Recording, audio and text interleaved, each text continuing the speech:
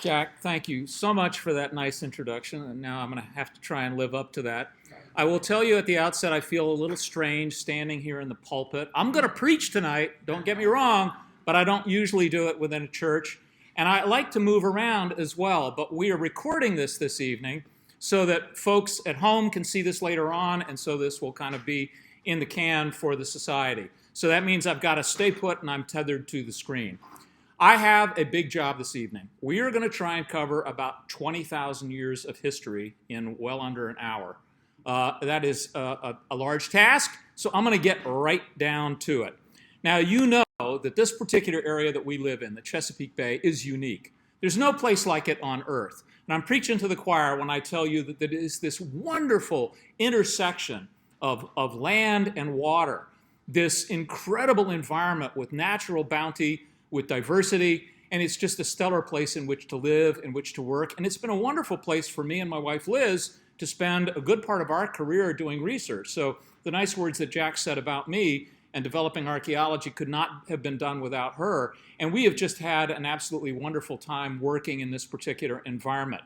The landscape and the cultures that inhabit it today and that inhabited it in the past really deserve our attention. They have to be understood. It's no secret that we face myriad changes, myriad challenges today.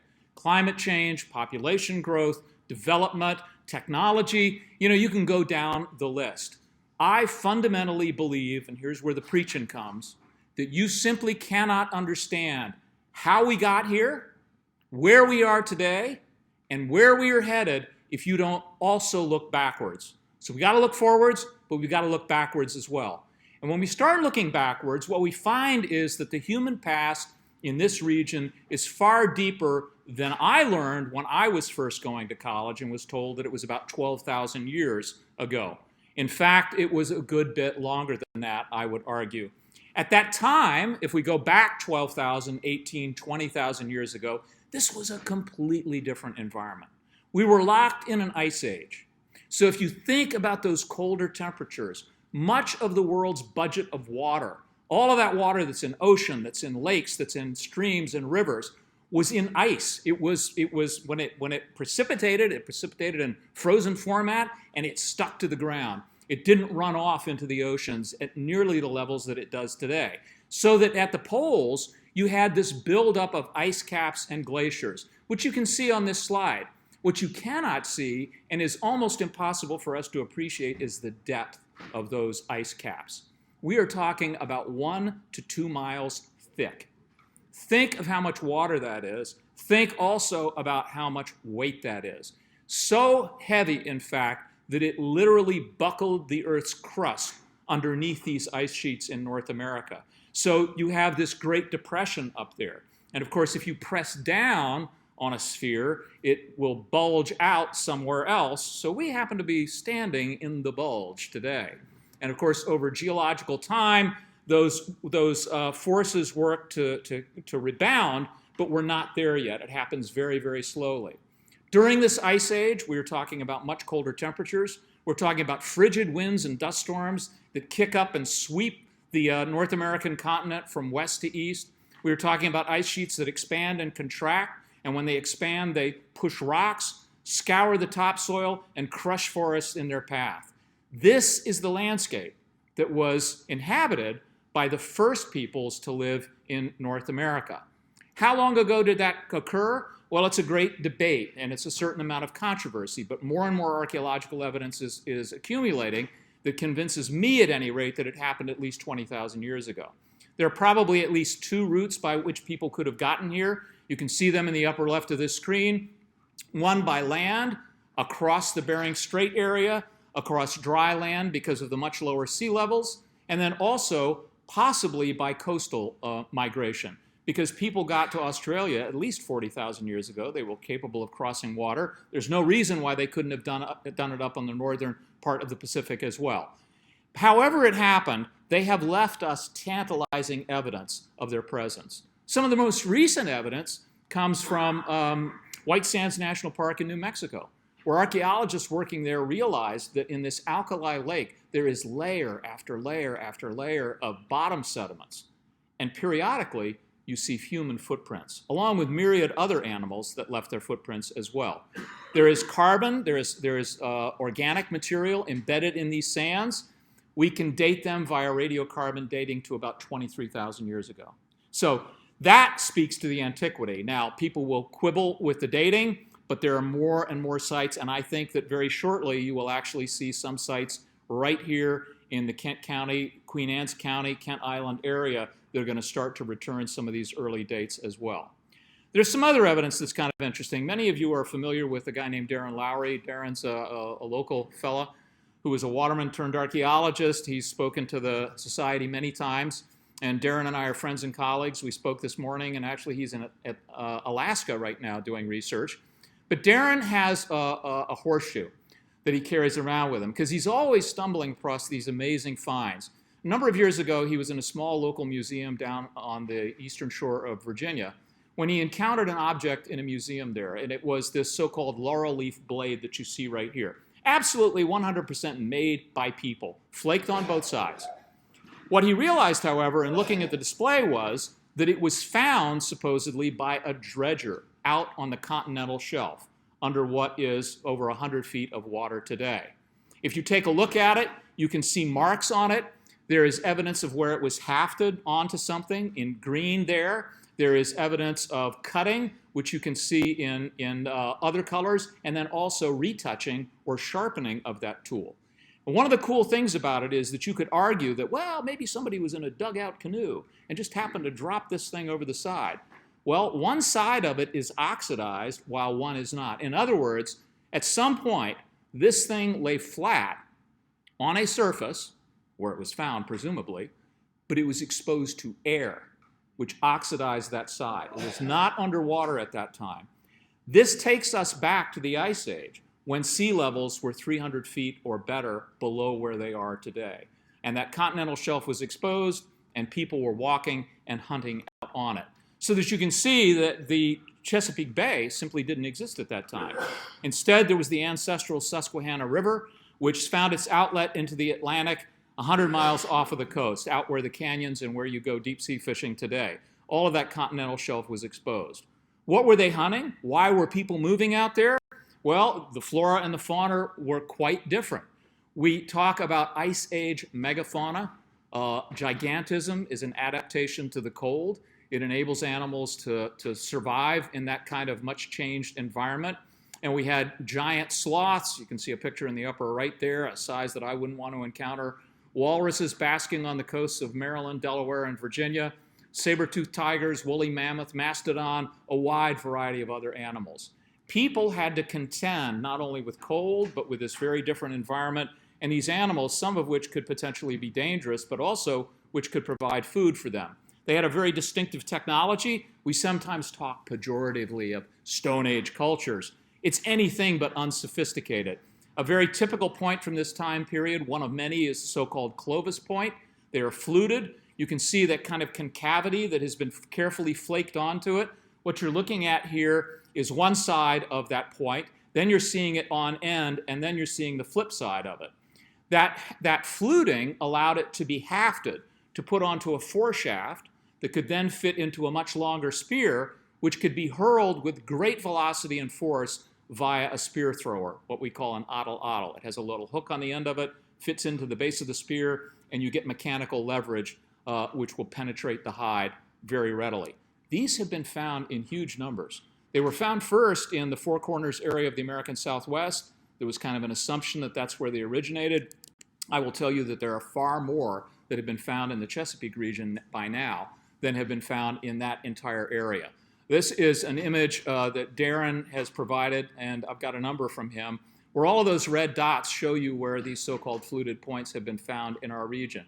Primarily on the eastern shore is what we're talking about here, but over 100 different site locations. So, you know, this is a culture which was sophisticated, which was adapted to this environment, and flourished for a good bit of time. How long, the jury is still out. We do know that as we approach the end of the Ice Age, about 12,000 years ago or so, conditions obviously start to change. Things start to warm up. And we can see changes on the landscape via the bone record, pollen, and a variety of other things. So for example, many of these large animals, these megafauna that inhabited this landscape, go extinct. There are mass extinctions globally, but far more pronounced here in the New World. Now, back when I was going to school, the environmental movement was just getting started, and the Ehrlichs had written this book about population growth and the dramatic negative impact that we were having on the environment. And when we realized that these extinctions took place at about the same time that we thought humans first arrived in the New World in North America, roughly 12,000 years ago. What a great story, right? Humans appear on the scene and all these animals die off. Well, we now know it's not quite that simple, that people were here for maybe 6,000 years prior to that or even longer. So there's something else at work here. But in any case, we have these massive extinctions. And so many of the animals that are potentially domesticable, right, that can be domesticated for farming cultures, simply don't exist here in the Americas because they went extinct. They did not go extinct in the so-called Old World, in Asia and Africa and in parts of Europe.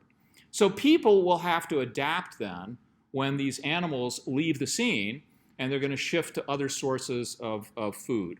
Now, there's something interesting that happens at about this time as well. You can imagine people have been here during an ice age. They've adapted to it. They have a culture, a technology that allows them to flourish. Temperatures then start to warm up, and then something strange happens. And it happens at about 12,782 years ago. Now, you may wonder at that number, but that is the number that we get from radiometric dating, radiocarbon dating. And it's been confirmed time after time. At about that time period, almost 13,000 years ago, we go into a mini ice age. In other words, it started to warm, and then something happens. We go into this period that paleoclimatologists, geologists call the Younger Dryas. It lasts a little over 1,000 years, and at that point, these massive windstorms kick up across this area, and it becomes a very inhospitable place. And in fact, at about this time period, it's my understanding that we really have very few, if any, archaeological sites of people here. I don't know whether they went south to the Carolinas, to Florida, or what they did, but they just don't seem to have left much of a footprint here. And it's worth thinking about what this means. For one thing, we have physical remnants of the Younger Dryas right here where we are sitting.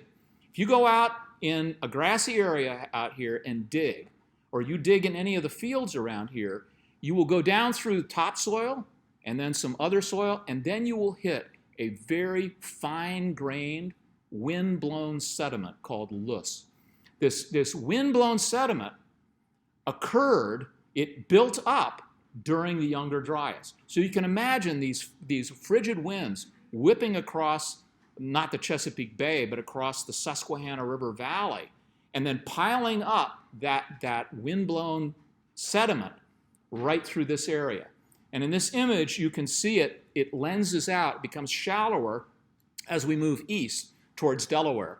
And it is over 1 meter deep in some places, right? So if we're going to do archaeology and try and get beyond that, get back to what archaeologists call the Paleo-Indian period, right? The Old Indian period, we got to dig through that sediment. And you can find it here on Kent Island. You can find it on Tillman Island. We find it up near Rock Hall in that area of Kent County as well.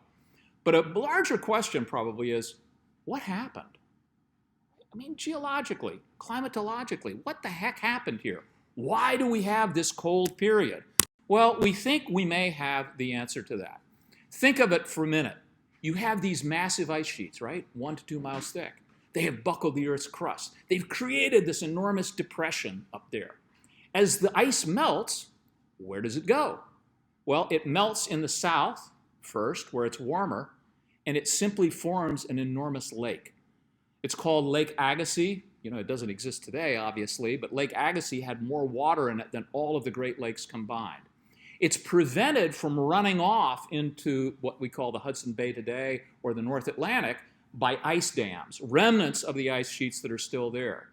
We believe that periodically these ice dams collapsed.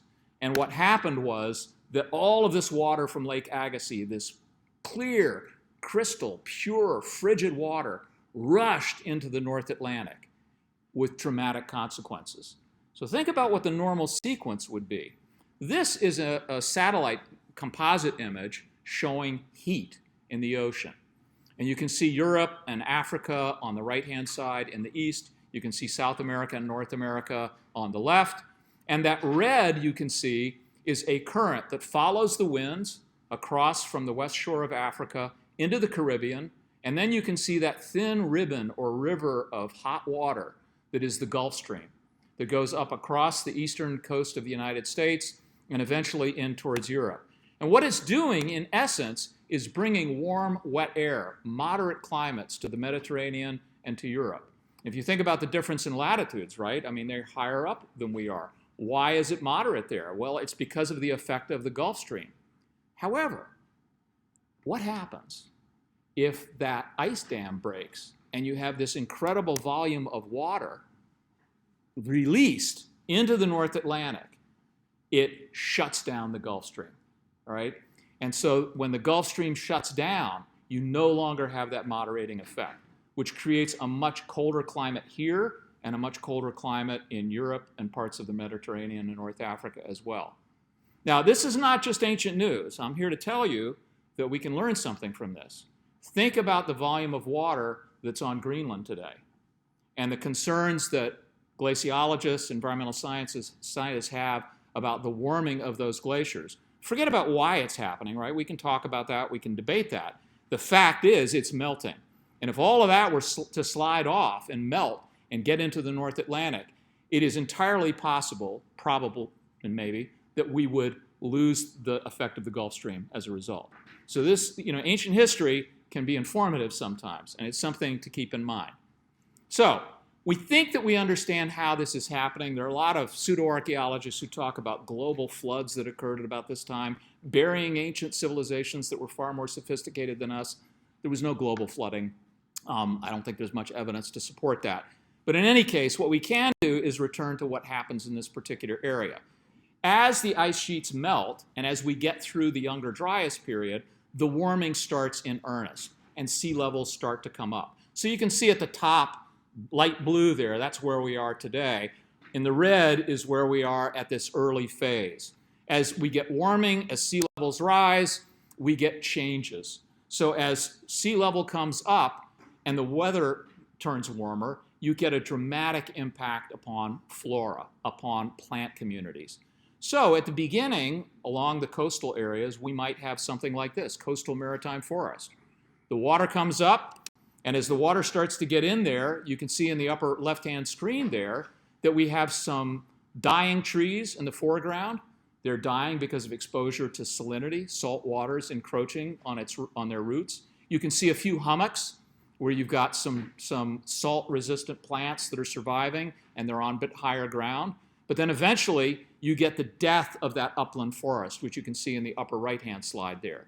Eventually, it becomes covered with grasses. Those grasses decay on an annual cycle. They build up mud or sediment called peat, and you can actually see the stumps of some of these trees at low tide if you kayak in places like Blackwater. They're still there today, so you can see old cedar stumps and a variety of other things. But eventually, the sea wins, right? And we get complete inundation, and the process continues to unfold but moves inland at an ever-increasing pace. And again, this is not ancient news. It happened long ago, but it is still happening today. So that this photograph is from Assateague, and you can see a so-called ghost forest there in the foreground, all of these dead trees that are dying because of increasing salinity. So it is a process. It is a long-term process, and it is still with us today. Now, if we move a little further inland, we're going to get changes as well. So, the kinds of trees that can survive change. Boreal forests, these evergreens, conifers, that we think of as being sort of northern cold climate trees, were here, but they gradually retreat, and they've retreated north. So you have to go much farther north to find these large stands of boreal forest. What are they replaced by? First by hemlock forest, then by oak and hickory forest, sort of the mixed deciduous forest that we see today. That has dramatic consequences in turn for people because these new forests provide food, mast, acorns, hickory, walnut, a whole series of food items that people can utilize. And it is no coincidence that we see a change in technology. So that fluted point that we showed you before, right, that Clovis point, that's napped, it's flaked.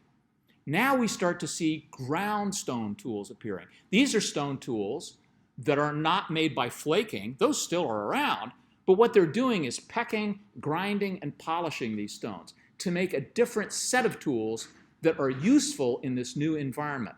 Mortars and pestles, for example, which you can see here. You can crack nuts, you get at that nutritious kernel that's in the center of it. There's another great aspect of this too. Think about your food when you don't have refrigeration or freezers or saran wrap, right? It's perishable. So you have to somehow either be constantly finding it or you got to have a way to store it. Some foods store better than others. Meat, we can dry and we can jerk. What do we do with plant materials, organic materials like that? Well, nuts actually can be preserved long term. And so we start to find storage pits. And what they're able to do then is to have that stash for times of slender resources. So what they are doing is exploiting not only trees, but a whole variety of other seeds. They come from plants that we today call weeds, but they actually have great food sources that people were using. Amaranth, wild rice, quinoa, or in different parts of the world, a wide variety of things. And one of the things that this shows us is something that's really important about what humans do. If you talk to biologists have a concept called carrying capacity, right? And we're all familiar with it. We know that if you take a species or a population that's in a given area, right, you can only support so many individuals. If their population gets too large and it outstrips the food sources, water, other resources, what happens? Well, either parts of it divide off, there's fission, and they go elsewhere and bring the population back down to the right size, or you get a die-off, right? There's famine. This happens not only with other species, but it happens with humans as well. There's a corollary to carrying capacity that we often lose sight of called Liebig's law of the minimum.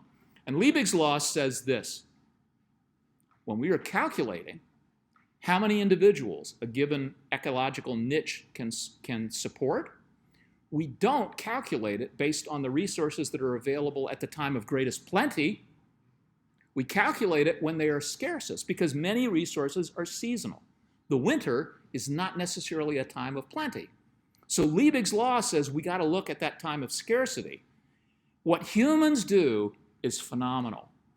We artificially raise carrying capacity by storing food that will see us through these times of scarcity. And that is what people start to do in a major way during this transition. This time period, archaeologists called the Archaic. I hate these names that we have given to peoples of different time periods in the past, but we're stuck with it because it's what archaeologists did.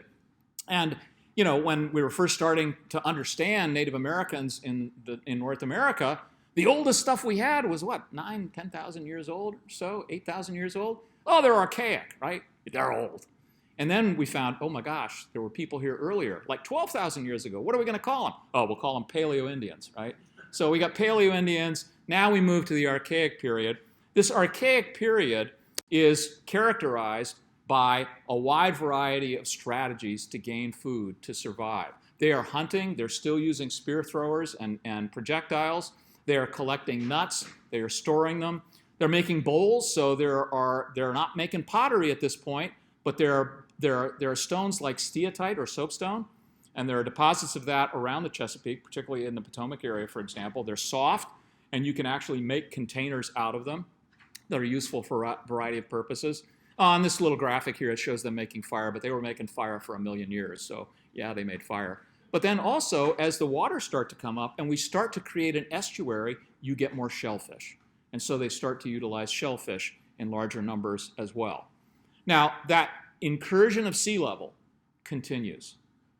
The climate starts to stabilize at a warmer temperature, but sea levels are still rising until about 3,000 years ago.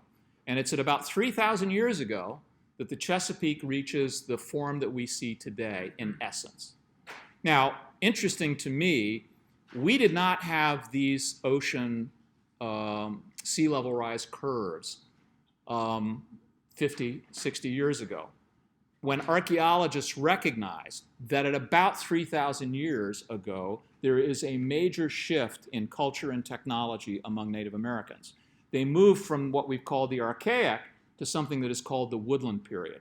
That, as you'll see, is characterized by a number of different artifact types and a number of new strategies.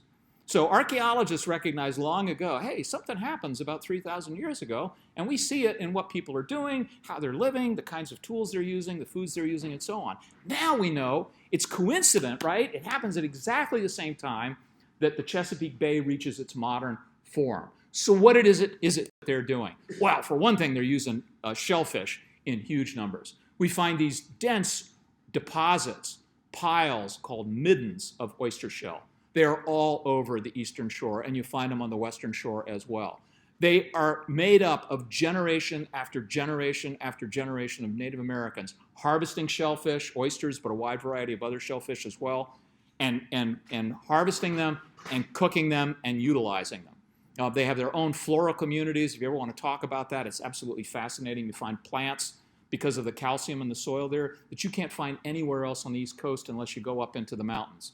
Not only are they doing that, but they're using other estuarine resources. Fish. These images that you see here on the left and the bottom are done by a guy named John White. John White was an artist who accompanied the Roanoke expedition in the 1580s in the Carolinas. And he was a naturalist, an artist, who kept these absolutely amazing images of Algonquin Indians who are very much like the Native Americans who inhabited the Chesapeake at the time period. And they used technologies like dugout canoes, fish weirs, fish gigs, techniques that we would be familiar with today, right? We have fish pounds, we have harpoons, we've got gigs, a variety of other things. Not only that, they're using a wide variety of other plants, many of which are estuarine in nature. Tuckahoe is a great plant. It's got this tuber or root. Turns out that you can't just eat it raw, because if you do, it's got calcium oxalate in it. These little, if you look at them under magnification, this like little fragments of glass. It'll sting your mouth. If you eat enough of it, it'll make you very sick, potentially kill you. Somebody figured out if we bury it underground and build a fire on top of it for 24 hours, it neutralizes the calcium oxalates and we can eat it. Now, I'd hate to be the guy who was experimenting with that, but we have an awful lot of foods we eat that people have gone through this process. Tidal marsh amaranth, wild rice, all of these things provided natural abundance for people. People also actively shaped their environment.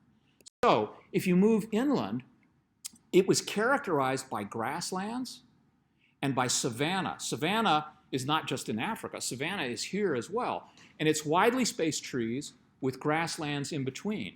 And you keep down secondary growth and shrubs through fire. Fire was the most powerful tool that human beings had at this time, and they used it. They shaped environments because by burning and creating grasslands and creating savanna, they were encouraging the growth of a wide variety of plants that they found useful, and they were encouraging food for animals that they found useful. So that is precisely what they are doing here. And in fact, they had this sophisticated understanding of the landscape. And you can't read this, but there's a wonderful book by Helen Roundtree, Wayne Clark, and Ken Mountford about John Smith's voyages in 1607 and on. And Helen Roundtree is an expert on Native American life and has studied it for a very, very long time. And she has this wonderful graphic showing how river valleys and other landforms all have their own niches, their own environments, with their own cast of characters, their own populations of plants and animals that people utilized in a sequence of events over a year. And they also planted, as you'll see, they came up with domesticated plants, but they planted them on a cycle as well. What were these domesticated plants? Well, early on, it's things like sunflower, marsh elder, echinopods, which you might not think of as food because we've displaced them by grains like corn, barley, wheat. And then corn actually comes in around 900 AD. It's actually a fairly late comer in this particular area. Squash and beans a little bit later yet. Maize or corn was domesticated first in Central America, but it had a very long growing season and very warm climate. And it would not survive if you simply transplanted it up here. So it took a long time for people to experiment with it, to find strains that they could gradually move north, hybridize it, and eventually it got here around 900 years ago. There's some other things that we see occurring at this time too. The bow and arrow, right? We all talk about going out and finding arrowheads, right? I was out in the field and I found a bunch of arrowheads. Most of the time they're not arrowheads. They're projectile points, they're drills, they're scrapers, they're preforms, they're a variety of other things. Bows and arrows do not appear here until about 500 to 600 AD. But it is a very important technological advance over the old spear thrower, particularly in these savannas and in these woods, where it is a more useful tool than actually throwing a spear. But even more fundamentally important is something that I never tumbled to early on, and that is pottery. Hey, as an archaeologist, I know pottery is important. Why do I know it?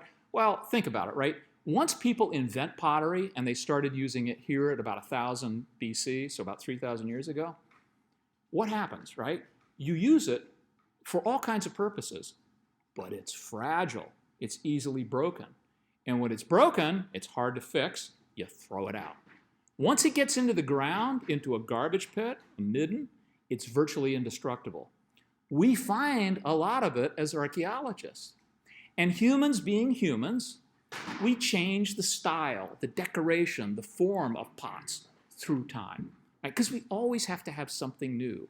And potters are not just drudge workers, they're also artistic, right? It's one of those fundamental characteristics of human beings.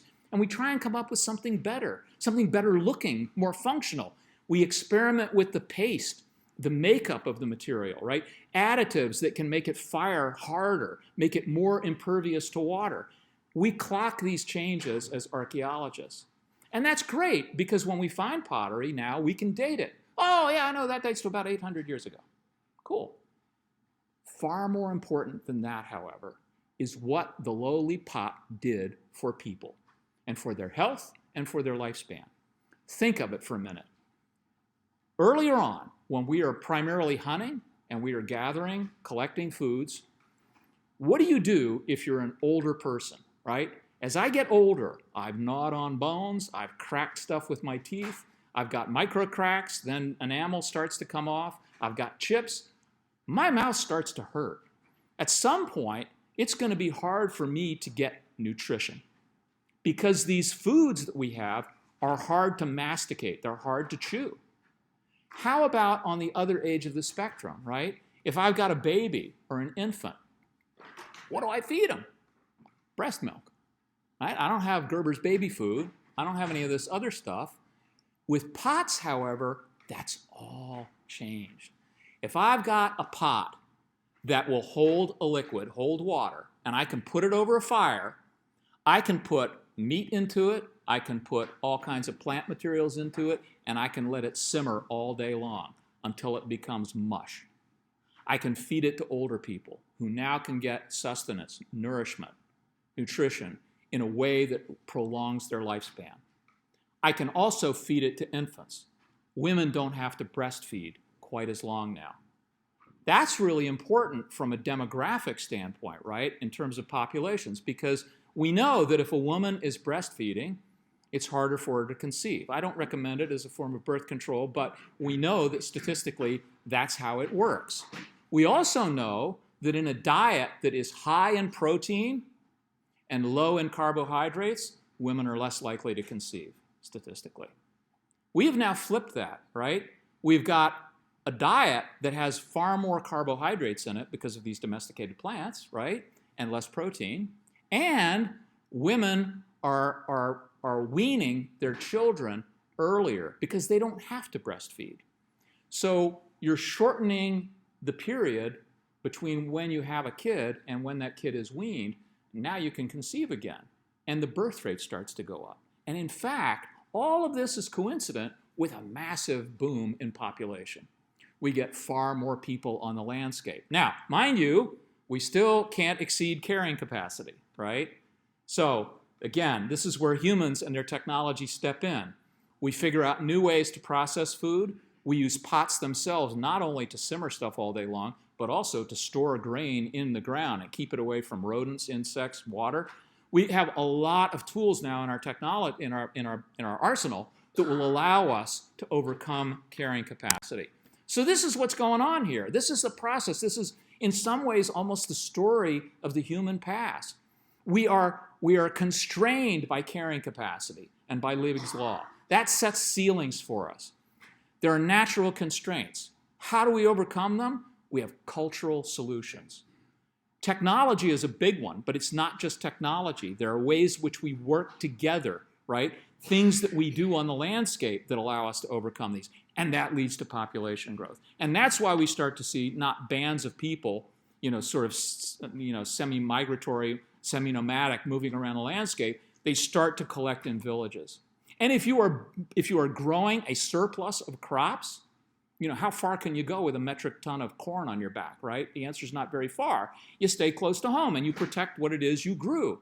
And you let that take you through that bad period during the winter. Well, maybe through a drought period as well, if we can store enough. There's an incentive to do this. And that's precisely what's happening.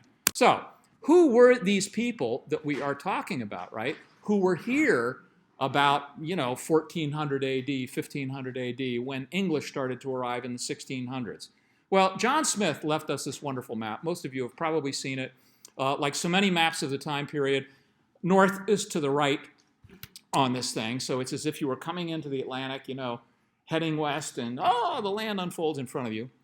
And you can see the Chesapeake Bay, trending from left to right, south to north. And on it, if I blow it up, you can see some of the people in this particular area at the head of the bay. Here are the Susquehannock, an Iroquoian group, large in stature, very impressive, according to John Smith. He encountered them. Down here, you can see a little symbol for a lodge. That means a village called Taqua on the Taqua River. John Smith, if you've never read it, you've got to read his descriptions in his journals of meeting these people and going into their village, into a fortified village, and seeing the trade items that they have from Canada, from the French, and from others. And then, closer to where we are today, you've got the Ozanese, a mysterious group that he records and sort of drop out of the record after that. I think they are actually a group that are later called the Waikomas, right? But they are down here at the mouth of the Chester and then up the Chester as well. Now, not on this map are some other groups. So one that's particularly important for Kent Island are the Mattapique. The Mattapique are sometimes called the Monoponson. Monoponson probably really refers to Kent Island itself. A little bit of debate about that. But they were here in this particular area. All of these groups that we are looking at here were Algonquin, right? They shared a culture. They shared a language. This was spread from, sort of New England all the way down to the Carolinas, this language group, this culture. And people often think of Native Americans as being kind of static, but in fact, they were anything but. Here are more groups that were in this area. We have the Delaware, the Lenape up in the southern part of New Jersey and into Delaware. We got the Nanticoke down to the south of us, the Piscataway over on the other shore. And then further down on the James River, we've got the Powhatan. Powhatan Confederacy, some people would quibble with calling it a confederacy, but at about the time that John Smith and the English arrived, they actually have coalesced. And the Powhatan are growing in power, and they're bringing other groups, other tribes under their control. They're exacting tribute from them. They are moving them around the landscape, and they're getting corn from the lower eastern shore of Virginia. They are moving out, but they are also coming into conflict then with other groups. So out to the west, making incursions into the lower part of Virginia and moving east are Siouan groups, right? So this is kind of complicated. Now we've got the Monacan and the Manahoac. And then also up a little bit further north, moving into western Maryland, we have the Massawomac. And the Massawomac are an Iroquoian group, like the Susquehannock. The Susquehannock are up there, and John Smith encountered them as well. The Massawomac are kind of interesting. John Smith talked about them. He met them. They had just raided an Algonquin village, a Taqua village, and they'd stolen a lot of stuff. And they're kind of like the Vikings of the northern Chesapeake is how I mean, they had bark canoes that were very fleet and fast, and the local Indians couldn't catch them in their dugout canoes, and they'd sort of steal your women and your crops and all your goods and then vanish out into the wilds of western Maryland. But what I'm trying to get across here is that this is not a static area at all. This is geopolitics. People are moving. People are moving around, and they're trying to get access to stuff. The Susquehannock themselves had come from up in the Great Lakes area, gradually moved down from New York, across Pennsylvania, down through Pennsylvania, and we're now in what is today Maryland, right? Why were they moving? Part of it's from pressure in their home territory. Part of it's probably access to trade goods. The same is true of the Massawomack. Why were they moving? We think they were shoved out of their home territory, and they're coming east here to try and get access to trade goods. And if they can't trade for them, they'll steal them. They'll take them, right? So this is a very complex situation into which the English came, and it makes you start to think about trade networks, about the relationships that Native Americans had. We just finished what's called an indigenous cultural landscape study of the Chester River watershed and the Sassafras River watershed. It's a study for the National Park Service that looks at the landscape as it was in the 1500s and 1600s before the English got here. What was the landscape like for Native Americans? What were they doing? How did they move around it? And we had to start thinking about this. Now, it's truism, right, that if you move in the Chesapeake, you move by water, because the closest distance between point A and point B very often in a land dissected by these deep rivers is by water. And certainly Native Americans did that. I was surprised at the extent to which they moved by land as well. And we started trying to reconstruct what some of those trade routes were. So right here, this is the Chester River. Can you see it says Chester there? You might be able to see it. The headwaters of the Chester, there is a path that is described that's almost a portage that crosses over to a tributary to the Delaware Bay. And people would come up by boat and then cross over, and you had access back and forth. The same thing is true of the Sassafras River, where the Takwa were, and then up at the Elk and the Bohemia as well. So these blue marks represent overland portages, if you will.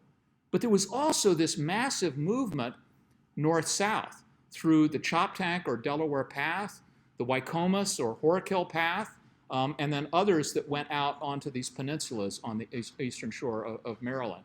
People were moving, and they were moving goods, ideas, and messages back and forth across this landscape. And it's the tip of the iceberg for a much, much longer process that went on. What were they trading? Well, in the late Archaic, we see chert. That's a form of stone like flint that is coming from New York and Ontario. And then we start to see other materials coming from the Ohio Valley. In the early woodland, about 3,000 years ago, when the Chesapeake has formed its modern form, we start to see exotic materials from even farther west, Ohio and beyond. By the middle woodland, we're finding chert from Labrador, of all things. In this region, you're finding copper that may come from the Great Lakes and or New Jersey. You're finding materials from the Ohio Valley. All of this material is finding its way in. And what the other groups are getting in return is goods from the Atlantic coast, shell, other types of materials. So one of the things that we've seen that's really pretty interesting is right here. These are copper artifacts that you see on the left there. Down in the lower left, there are two spear points. They came up from the Still Pond area of Kent County. I've tried to track them down, and I can't find them. If anybody knows where they are, I'd love to see them. I don't want to take them or anything. I want to see them, and I'd love to do some metallurgical sampling of it, which we can do non-destructively, to find out where that copper came from. Did it come from the Great Lakes, or did it come from New Jersey or somewhere a little bit closer? People traded shark tooths. I mean, it's a novelty today, right? Who doesn't want to go out and find a big old shark tooth, right? Native Americans were exactly the same, and you could trade those goods. One of the things that people had in this region was access to Atlantic coastal shell, conch, whelk, a variety of materials like that. And you can see worked whelk shell up on the upper left there from the Atlantic coast on the Delmarva. They're making objects out of that, everything from beads to pendants to other materials and jewelry. In the lower part, you can see some of that jewelry. And then there's a conch shell mask that you can see in the upper right there that comes actually from Putnam County, West Virginia. Trust me, there are no conchs in the lakes or the ponds or rivers in West Virginia. So all of these materials then have an intrinsic value, and people are trading them. So we've got these incredibly complex networks that people are taking advantage of. And again, it's part of the strategy for how you adapt, how you live, and how you survive over long periods of time. It's this environment into which the English came.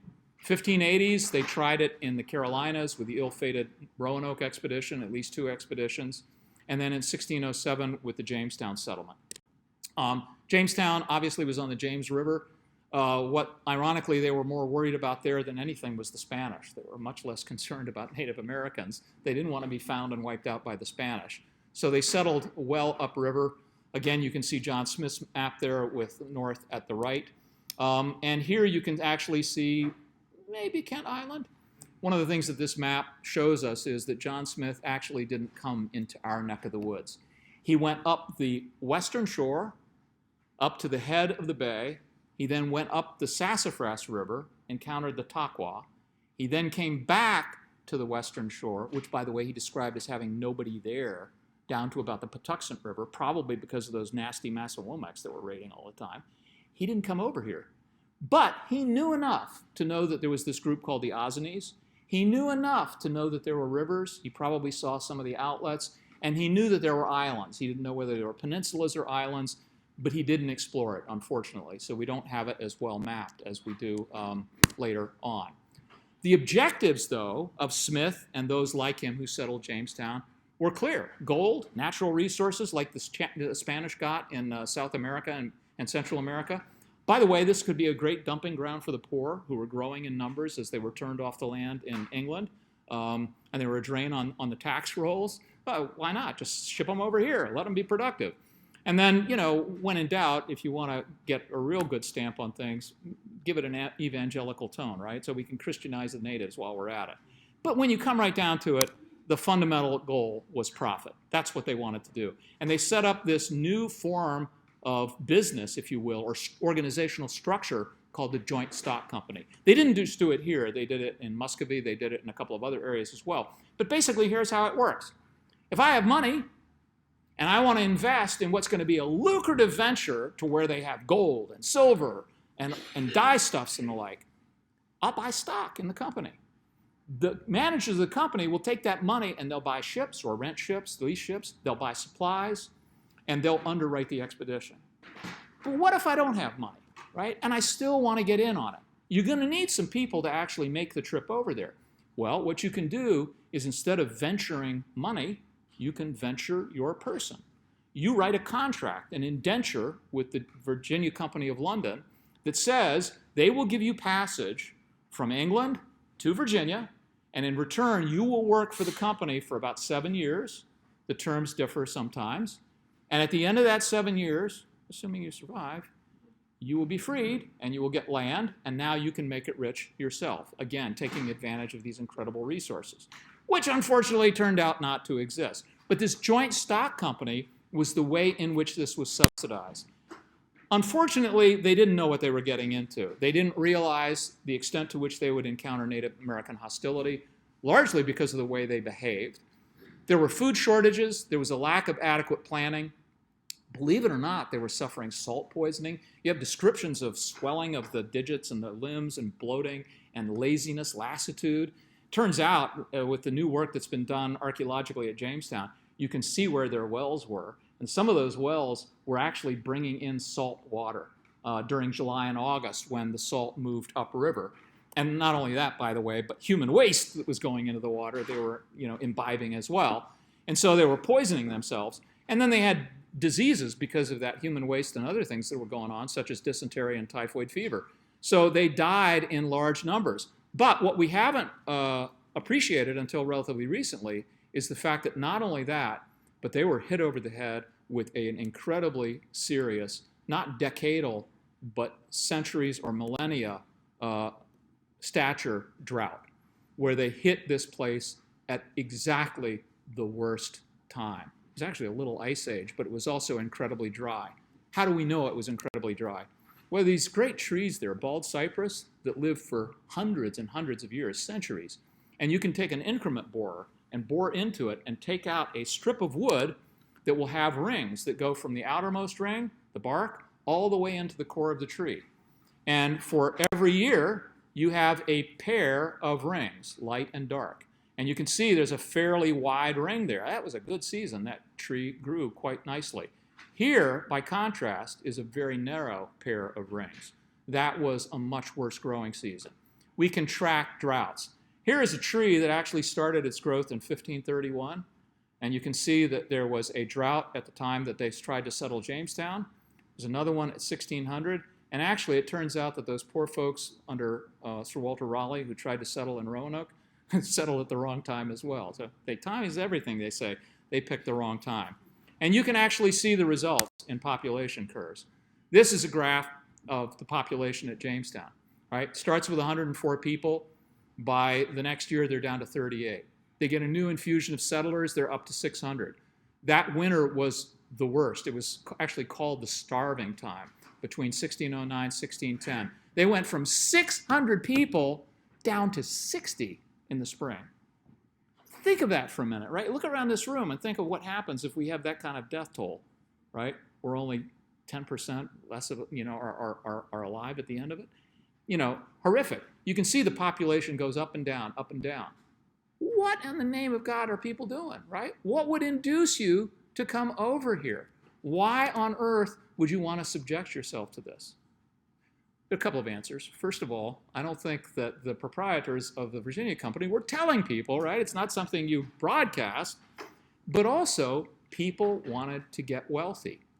And although there was no gold, there was no silver, there were no dyestuffs, there were no populations to enslave, really, there was a way to make money that they figured out. What was it? Tobacco. You got it. Tobacco turned out to be the salvation. There was local strains of tobacco that were harsh and thin to the English palate, the European palate. They didn't like to smoke it.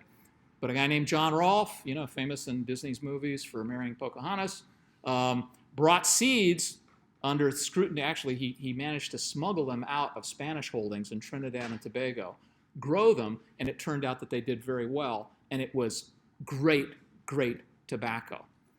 I want you to look at some numbers real quick, because these blow me away. Virginia tobacco production. We're going to look at Virginia because that's where they started it, right? In 1616, right? This is about the year that John Rolfe does this. They grow 2,500 pounds weight of tobacco. The next year, it's over 18,000, almost 19,000 pounds. The third year, they produce almost 50,000 pounds. Fast forward a decade, it is over 500,000 pounds of tobacco. This tells you how lucrative it was, right? And what people were doing. Now look at the economics, all right? If I'm an average cottager, living on the land, very small holding in England, I might realize 2 pounds sterling, right, in their currency a year. 2 pounds sterling. The average price of 1 pound of tobacco at this time was 4 pounds. If I grow 10 pounds, 50 pounds, 100 pounds of tobacco, I'm making one heck of a lot more money than I could ever make back in England as a cottager. There's an example from 1619, just 3 years into this, where a guy produced 50 pounds through his own labor, but he also got indentured servants that worked for him, and they produced another 250 pounds. He made 1,200 pounds sterling, 600 times, right, what the average cottager would make. This is why people came over here. We don't think about it like that, but it was a gold rush, folks. I mean, it was like the 49ers, right? People came over here to get wealthy. The ideal was you would come over here, spend a number of years making it rich, take your wealth, and go back home. Buy a tavern, a pub, do whatever it was that you wanted, right? But you weren't going to spend your time here. Now, of course, that assumed you survived. So that was the mindset that people had. And it was all about growing tobacco. Tobacco is a very labor-intensive crop. It's one that depletes the soil fertility very quickly, so you need large land holdings. That means people spread out across the landscape. The powers that be wanted towns. They wanted settlements. They wanted cities, right? Nobody wanted to live in a city. So even though they tried to legislate it, it didn't happen. So, that's what happened here in Kent Island, right? Kent Island is a product of this very phenomenon. John Smith spread the awareness of what was here. William Claiborne jumped into the fur trade, really at a time, about when tobacco was starting to take off, but that was also very lucrative. It did not last as long, and tobacco quickly became the path forward. And the consequences were the same no matter where you went in the tidewater, right? What do you need if you've got a labor-intensive crop that you've got to plant on a lot of land? It requires a lot of attention. You need forced labor, whether it's indentured servants who are working for you, or later on, as we move through the 1600s, it's slavery. You have enslaved labor. Right? If you are in this environment too, Are you going to spend a whole lot of scarce labor building a magnificent brick house? No. You're going to build the fastest thing you possibly can. We call it impermanent architecture, post-in-ground structures. You dig, in its simplest format, a square, 4 post holes, put upright posts in them, and then frame around that. Yeah, termites will get to it, rot will get to it, but who cares, right? I'm here to grow tobacco. That's what I want to do. Am I going to spend a lot of time and effort growing crops other than tobacco? No. I'm going to take the path of least resistance. So although they turned their noses up at Native American horticulture, which was sort of a mixed gardening, mixed horticulture, right? That's no way to grow stuff. You guys don't know what you're doing. They quickly adopted it once tobacco became the mainstay because it was quick, because it worked. It was adapted locally. And then they brought animals in that they could utilize that would fend for themselves. Pigs that you could simply let roam, cattle that you could let roam. You brought them in periodically, slaughtered them, let them take care of themselves rather than you feeding them. And then, of course, you've got all those estuarine resources, fish and other things. So this spreads, right, from Jamestown up to Kent Island, 1631, and then that trading post up at the head of the bay, St. Mary's City, 1634. By mid-century, you have Puritans who are being forced out of Virginia, who are up in what is now Annapolis, what they call Providence at that time, and they start to move into the eastern shore eventually. And this is a map from 1670-73 by Augustine Herman that shows you that dispersed settlement pattern. I don't know how well you can see it, but all of these things dotting the coastline here are houses that represent plantations. But look at what they are. You don't see them inland. You see them along the waterways. That's because tobacco was a bulky crop and you shipped it by water. That is essentially what they're doing. So again, water transportation is the be-all and the end-all. I zoomed in to this area right here, the mouth of the Chester River, so that you can see my Lord's gift right there is down at the very bottom. And again, you can see those sort of plantation symbols. This is what people are doing. What about the native peoples? Well, they get shoved out, right? By 1652, there is a treaty. The Susquehannock go to war with the Wycomas, with Nanticoke, others, and with the English. And eventually, they simply get pushed out of this area.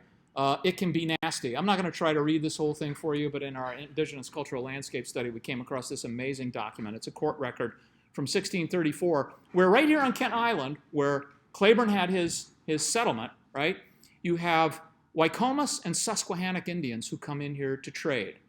So they're on the island of Montponson, right, Kent Island. One of the Susquehannocks did an injury to a Wycomas, and some of Claiborne's people laughed at it, right? So the English are laughing at the fact that this Iroquois, struck or hurt an Algonquin. The Wycomas were unhappy about this. So they lay in ambush, and they killed 5 of the 7 Susquehannocks. 2 of them escaped. And then they returned again, and they killed 3 of the English people who had laughed at them. And then they went to the English and said, yeah, we're sorry, can we make amends? What can we give you, in return so that we don't have something that gets out of control here? This is the kind of back and forth that was going on, and it's one of the reasons why people did not settle in this area really until about the 1650s, 1670s, or 1660s in any great numbers. But Native Americans were here a lot longer. We also stumbled across this amazing document. This is a Revolutionary War pension record, produced well after the Revolutionary War by a guy named James Bryan, who was born here on Kent Island. He served during the American Revolution, and he was entitled to a pension, but he had to prove his service. So he went out and he swore a deposition, and he said, I remember the Indians. Their last dwelling place was upon the northwest side of the island near the mouth of Broad Creek. They lived in their cabins of bark upon a small tract of woodland near the gate. He was then a self-grown boy. They always seemed friendly. I also remember the time of their departure. They left the island near the mouth of the creek and turned their faces westward. They were the last of the Indians upon the island. Broad Creek is just below the Chesapeake Bay Bridge, right? And so, they were here for a long time. It's just we don't think about them. We don't hear about them much. Instead, we focus on this aspect of colonization that really characterizes this area. And people fill up this landscape. They go all the way up to the fall line where the falls are, where Richmond is, where Washington, D.C. and Georgetown are. It takes them a century to get there, but the population then doesn't change very much here in the Tidewater, except in cities. And in fact, the population of Chestertown, Kent County, many of these places was the same right up to about World War II, when things change and people start to come into this area. Now, I want to close just with a very rapid look at some technology changes that takes us up to the present, right? We've seen these technology changes early on. I want to look, and trust me, this will be very quick.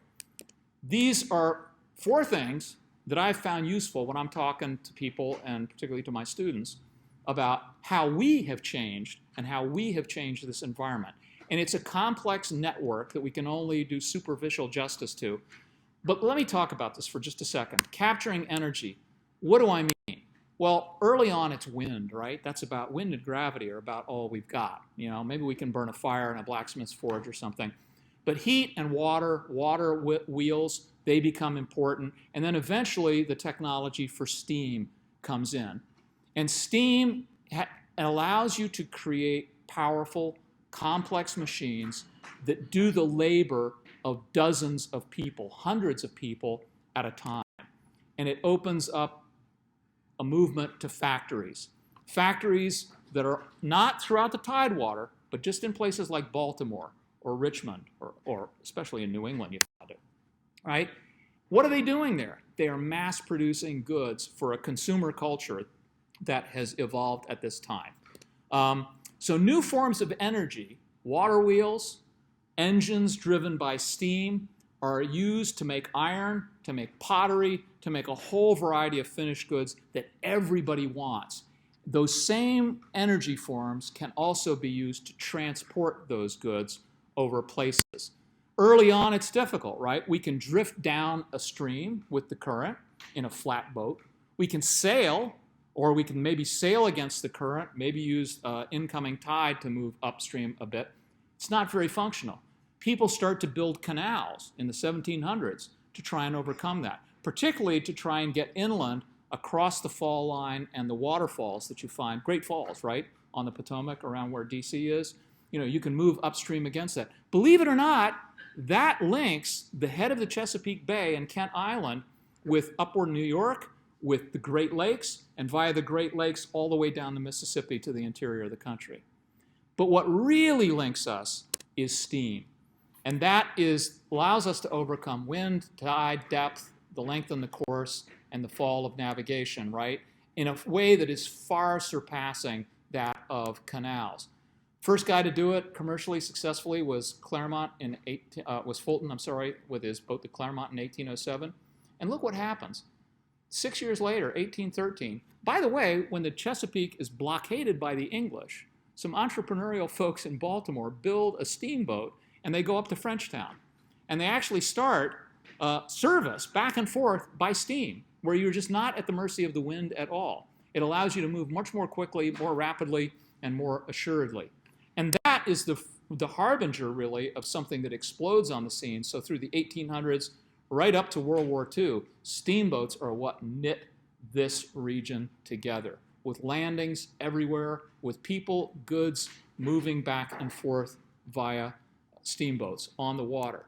But steam also can be used in steam engines that are on wheels, right, to move along railroads. And by 1890, you can see that network of railroads in the interior of the United States.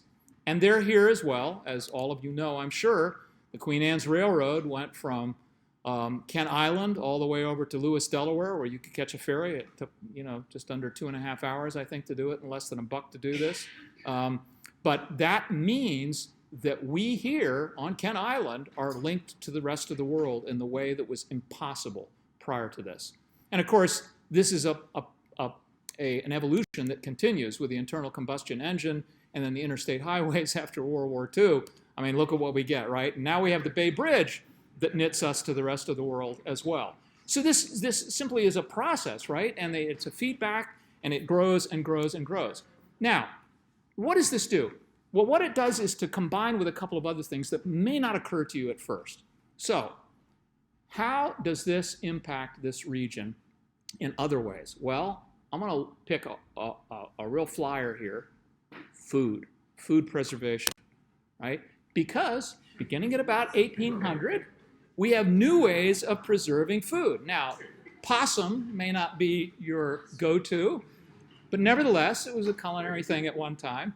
But you can can and jar, and you can preserve goods. This actually comes out of the military, the Napoleonic Wars. You saw a lot of innovation here.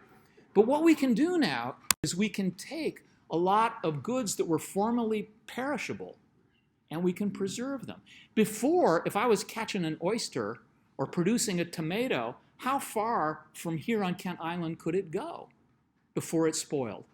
The answer is not very. But now we have a way of preserving them. And we have a way of transporting them.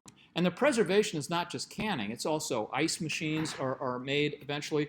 It blew me away to learn that the first refrigerated ship crossed the Atlantic in 1875.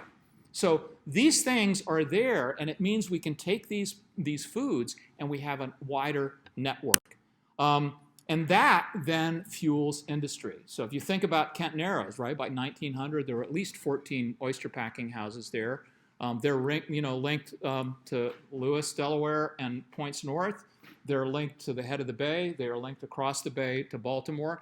And you can actually have an oyster that's brought out of the waters right here and finds itself in Tombstone, way into the interior of the United States as a result of this technology. So here's what's going on. We have transportation changes, right? Canals, then steamboats, railroads, automobiles, trucks, interstates. Those are combining with food preservation technologies like canning, refrigeration, then chemical preservation.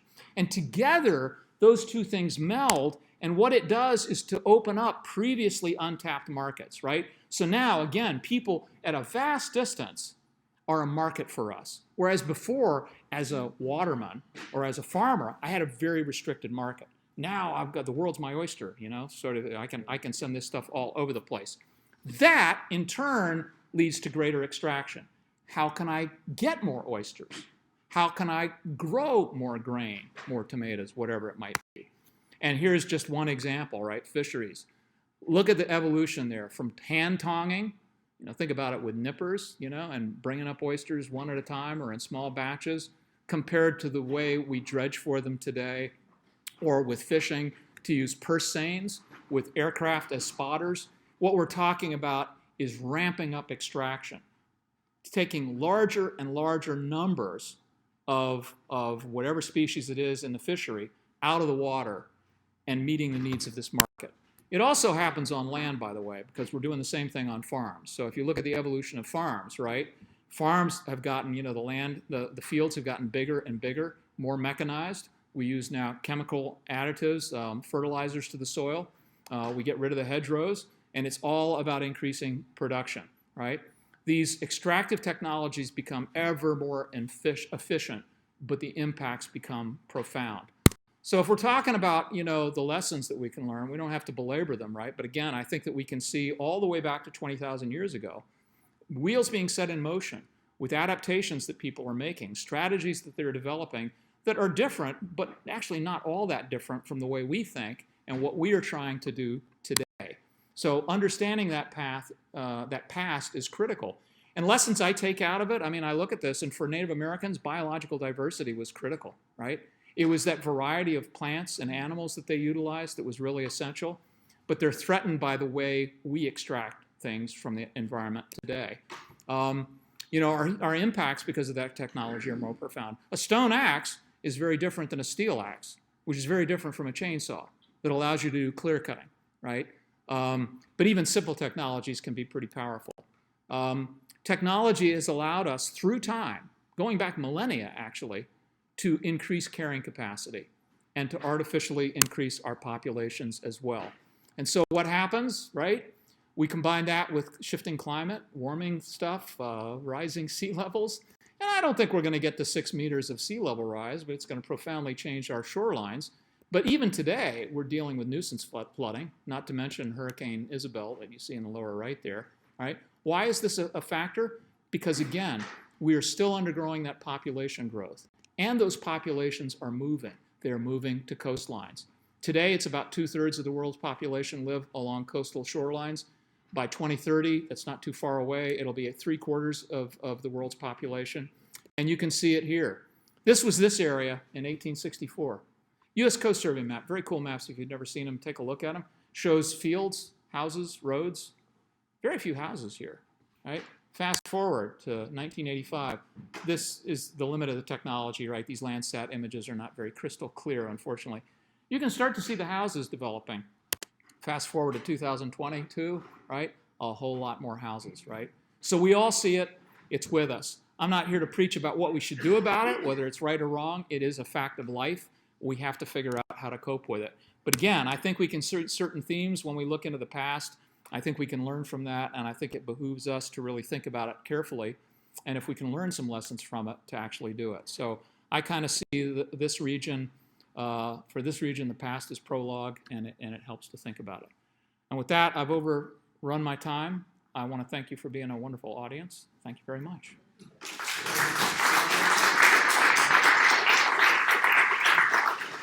Do you have time for questions? Okay. Happy to take any questions people might have. Yes, sir.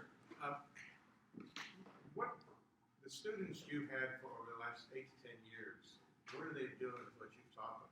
Where are they going? Where are you finding follow up? That's a good question. So the question was, where are the students that we've taught for the last decade or so ending up? They're ending up all over the place. Some of them end up as archaeologists doing work across the country trying to preserve our past and our heritage. Some of them are taking lessons from the past and trying to apply it today. So for example, I've taken a lot of students to Central America where we've learned things about how people in Central America, in the rainforest, the jungle, if you will, an environment that is kind of hard to build a city in, right? All of the nutrients are up in the rainforest canopy and there's, thin soils, yet Mayan populations, for example, had population densities, urban population densities that maybe eclipsed U.S. urban centers today. How the heck did they do that, right? Well, they had very specific adaptations of agriculture, and some students are studying that or trying to put it into practice on the landscape today. Others have gone into the environmental world. Some of them are working in government. Some are working for nonprofits. It's really, they work in a wide variety of endeavors. And some of them don't do anything with this at all, except it's there, right? And kind of as an informed citizen, you know what people have done in the past, and maybe it helps you appreciate place. I think that's something we miss today. We're such a mobile population, right? We move all over the place in response to jobs and opportunities. We don't all grow up in a place and come to know it like our earlier generations and ancestors did. We don't understand the history, and maybe for that reason we don't appreciate it as much. So I think a lot of the students that I talk to get that, and they may have moved from Maryland to Montana, right, or to Florida, but they understand, I need to understand this area. I need to appreciate this place and what makes it special, rather than just being some sort of, transplant that takes it for granted. If that works, that's success. Other questions? Yes? Clovis points were originally found in Clovis, New Mexico around the 1950s. Clovis points, yeah, the Clovis points were originally found in New Mexico, and I don't remember the year, but it was before that. It was actually a black cowboy, a guy named George McJunkin, I think, who was out looking for some cattle, and he saw a skeleton, basically, and he thought, maybe that's one, and when he got down and looked at it, he saw this stone point embedded in the bone, realized, well, it's pretty old. When did they first find the Clovis points here? That's a good question. I don't know when the first Clovis points were found here on the Eastern Shore, but I do know of finds from the 70s on. Yeah. Now, it's entirely likely that there are points in collections that were, found by people much, much earlier. Maybe, yeah, but not identified. Sure. Anybody else? You've been a very patient audience. Bruce. What's the biggest change you've seen between your understanding of what was going on, not only with the Eastern Shore, but archaeologically, and what your research has found out since? What's surprised you the most? So biggest changes in what I've seen in archaeology and what I've studied. First of all, the time period that we're talking about is a big change. When I first started doing archaeology, again, we thought people were here about 12,000 years ago, certainly not earlier. That's one. The complexity of these cultures, I think, is being better appreciated today. I think the long the wide geographic range and connections is better appreciated.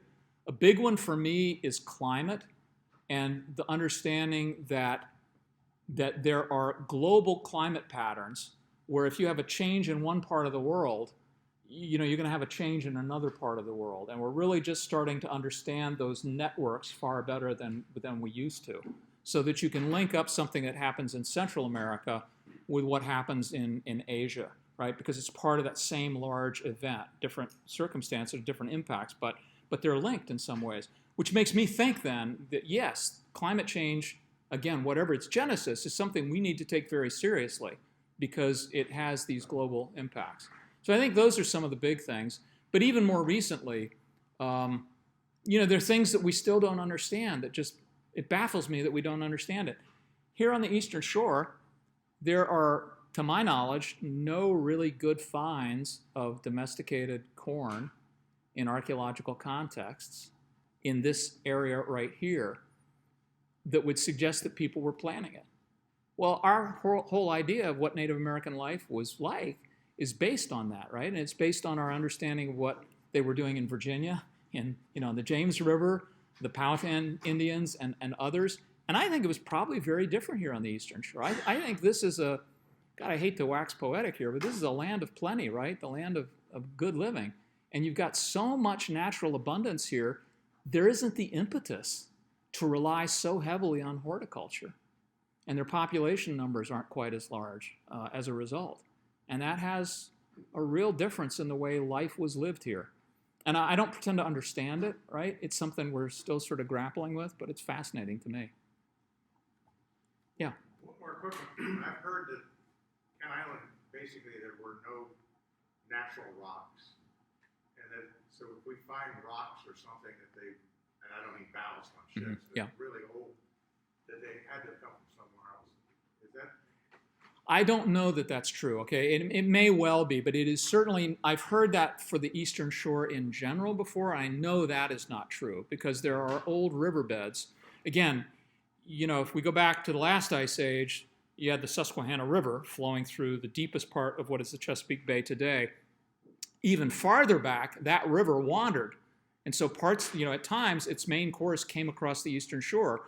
And there are gravel and rock deposits from that much older course of the river that are exposed here on the Eastern Shore. So there are lots of sources of stone here. Now, I can't speak specifically to Kent Island. I'd have to look into that. But in general, I would say that's probably not the case. Yeah. Wayne, you had a question? Yeah. How, in the mix that the early colonists came in, the networking you talked about, the population movements and so on, how does the very previous Native American die-off fit into that mix as well? I mean, the population decline just prior to colonization was enormous. So it's a great question. So it is, in essence, the question is this. We see across the Americas with the incursion of Europeans, massive die-offs because, and very often it happens before colonization proper, before settlement, because you get explorers, if you will, the vanguard comes in. They are bringing with them diseases to which this population, native population, has no immunity. Remember, they've come through this sort of germ-free, air, cold filter, and they don't have a lot of these diseases that grew up in the old world, often with domesticated animals as vectors. So the people here have no natural immunity to smallpox or a variety of other diseases. So when they're exposed to it, we see mortality rates in the 60 to 90% range. I mean, imagine losing 90% of your population. And before I go on to answer your question, I'll just say the dramatic impact of that is it has the greatest impact upon older people who are more vulnerable, and then younger people, right? And older people are those with the accumulated wisdom and knowledge. None of us has our culture as a whole in our brain, right? We share it. It's conveyed by a group of people. No one of us has all of that knowledge. But when you lose 90% or more of your older people who have the greatest experience, the most knowledge, the most stories, you're immediately culturally impoverished. And the younger people who are supposed to be learning that, right, are impacted as well.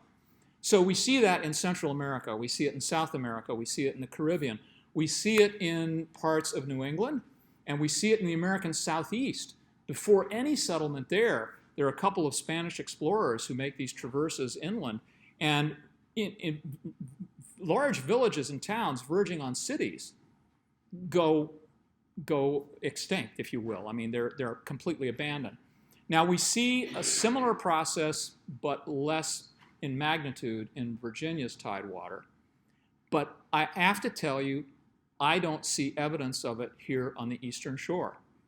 And the only conclusion I can draw is that the distance between people and the smaller populations make them less vulnerable to it.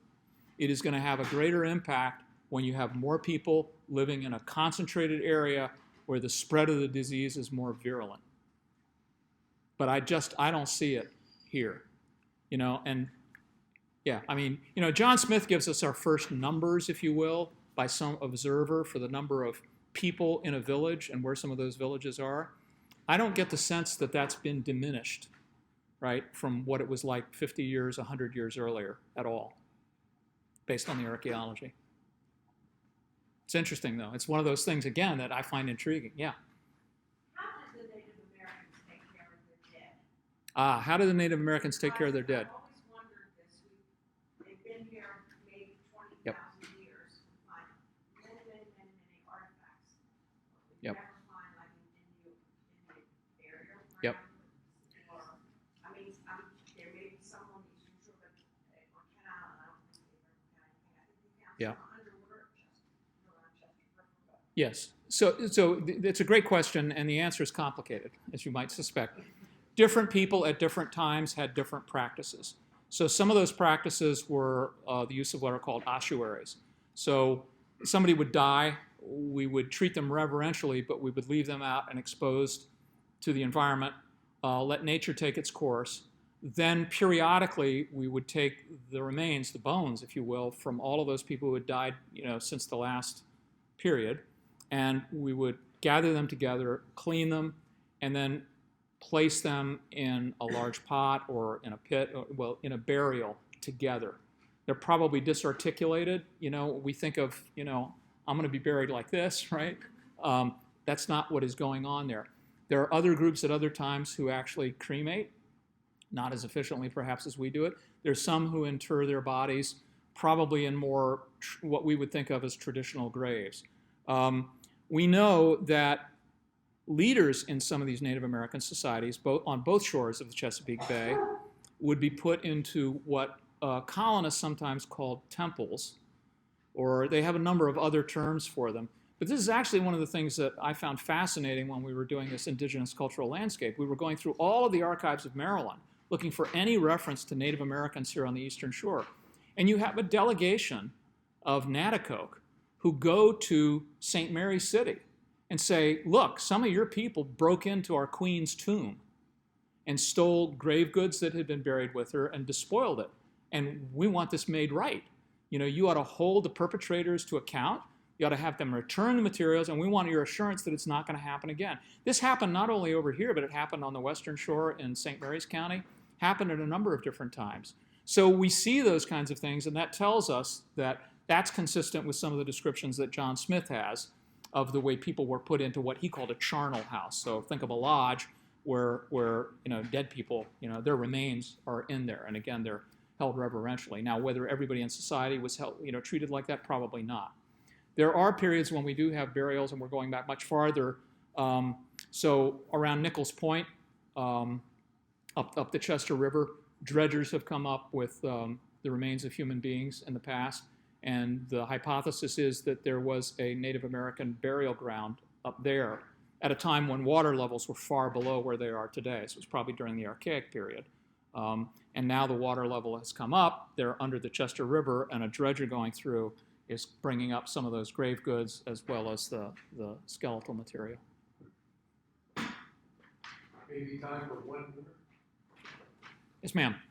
I'm into reading books.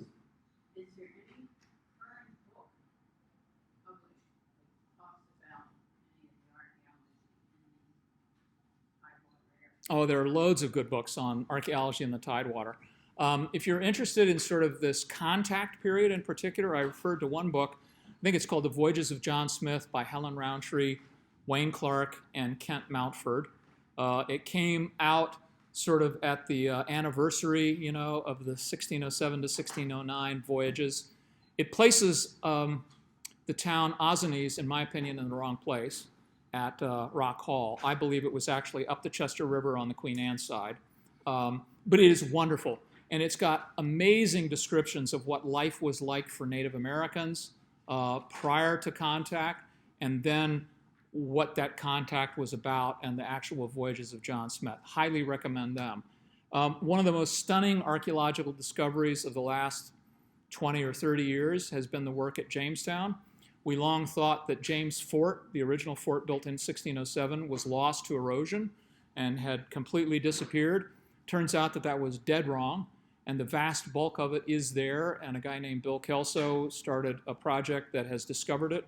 And they've done amazing work there in a sustained way over a couple of decades.